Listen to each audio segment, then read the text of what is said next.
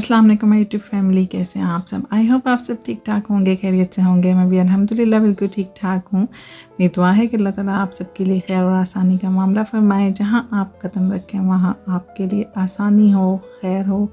आमीन सुम आमीन।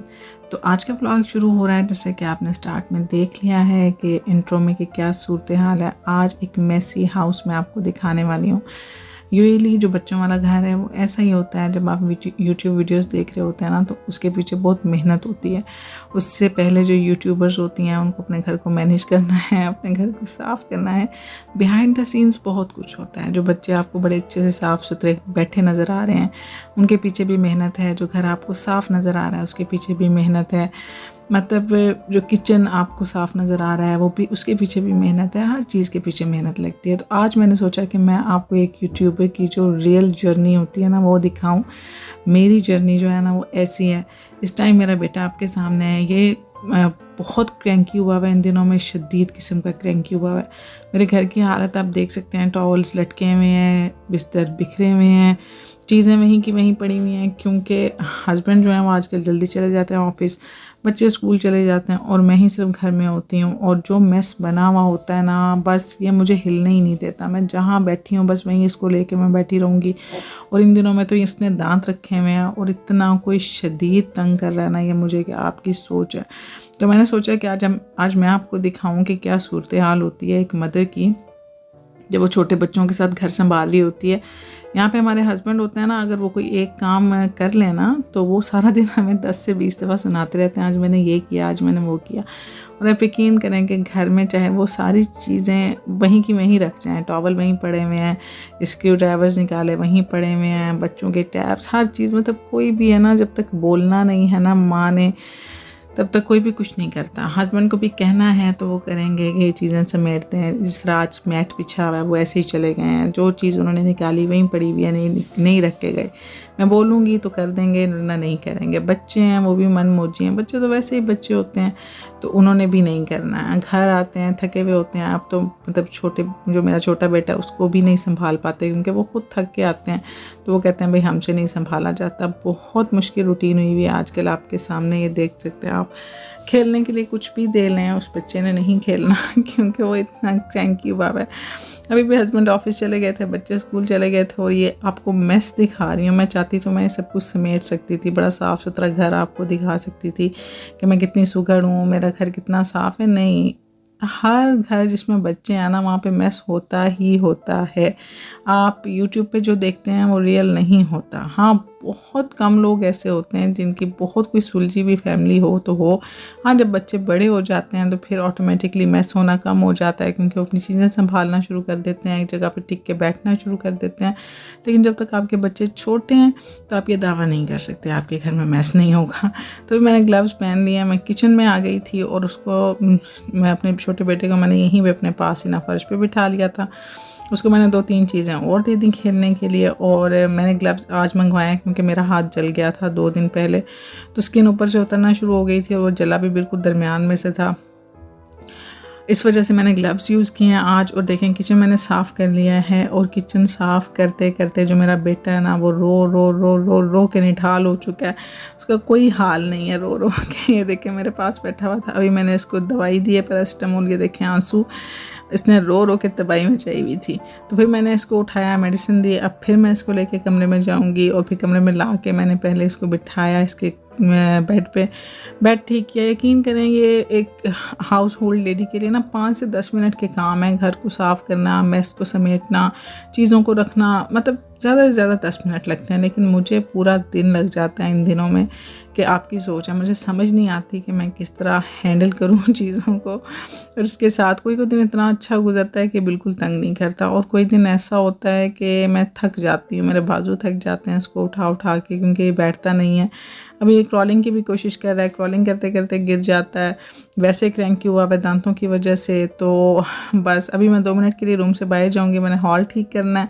वहाँ पे जाके अभी मैं इसकी नज़रों से ओझल होती जाऊंगी ना, तो इसको फिर से याद आ जाएगा कि अम्मा मेरी जो है ना वो कहीं चली गई है मुझे छोड़ के। अभी एक मतलब सिर्फ एक छोटा सा क्लिप मैंने आपके साथ शेयर किया। अगर मैं पूरे दिन की रूटीन शेयर करूँ ना तो वो लड़कियाँ, वो बच्चियाँ या जिनके पहले बच्चे हैं, चले मेरा तो माशाल्लाह तीसरा है ना, जिनके पहले बच्चे हैं या उनको मतलब क्या होता होगा। और ये बहुत कम क्रैंकी है। मेरी जो बेटी थी ना, मेरी पहली बच्ची जो थी, वो इंतहाई क्रैंकी थी। वो सोती भी नहीं थी, वो रोती बहुत ज़्यादा थी और थी भी मेरी पहली बच्ची और मुझे संभालना भी नहीं आता था। बहुत टफ होता है। और ये भी माशाल्लाह 7 साल का गैप है। मेरा बेटा जो है ना वो 7 साल का है, उसके बाद ये पैदा हुआ है और अभी मेरे लिए फिर से एक न्यू एक्सपीरियंस है।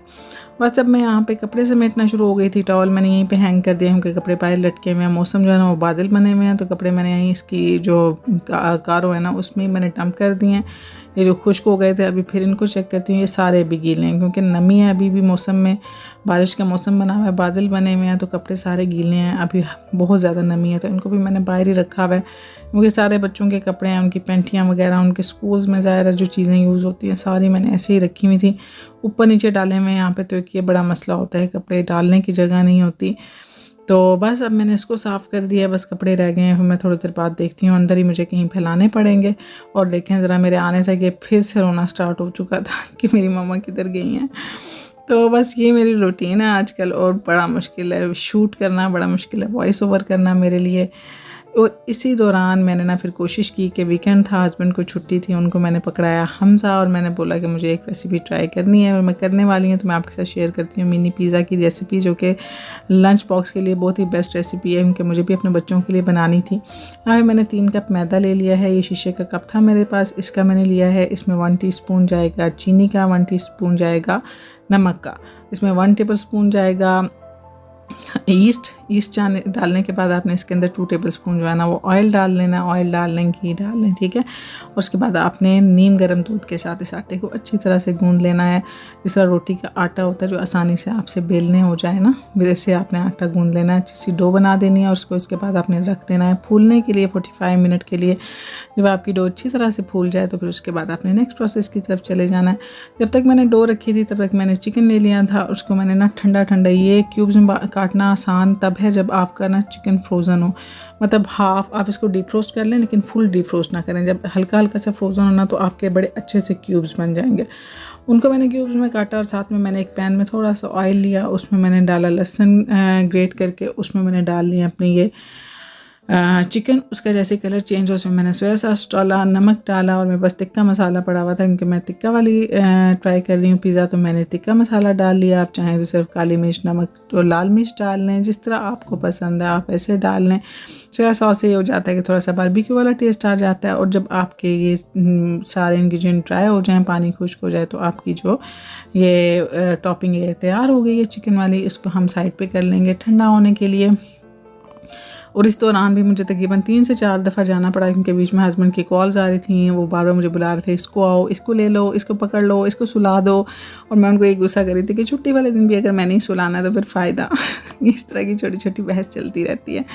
तो यहाँ पे फिर ऐसा करना है कि आपने अच्छी सी रोटी बेल लेनी है, ना ज़्यादा बारीक हो ना ज़्यादा मोटी हो, ठीक है। आम रोटी से थोड़ी सी मोटी आप रखेंगे। उसमें आपने कोई भी कटर ले लेना, मेरे पास ये पड़ा हुआ था तो मैंने इसी के साथ ना इस तरह गोल गोल काटनी है, लेकिन ये ज़रा से छोटे थे मेरे मुताबिक। नेक्स्ट टाइम जब मैं बनाऊँगी ना तो मैं कोई बड़ी चीज़ लूँगी, मुझे ज़रा से, क्योंकि श्रिंक हो जाता है, आपको पता है मैदा जो है ना वो श्रिंक हो जाता है। उसके बाद आपने तवा गर्म कर लेना है और तवे पे आपने इस तरह करके छोटी छोटी रोटियां डालती जानी है और आपने इस तरह इनको कुक कर लेना है।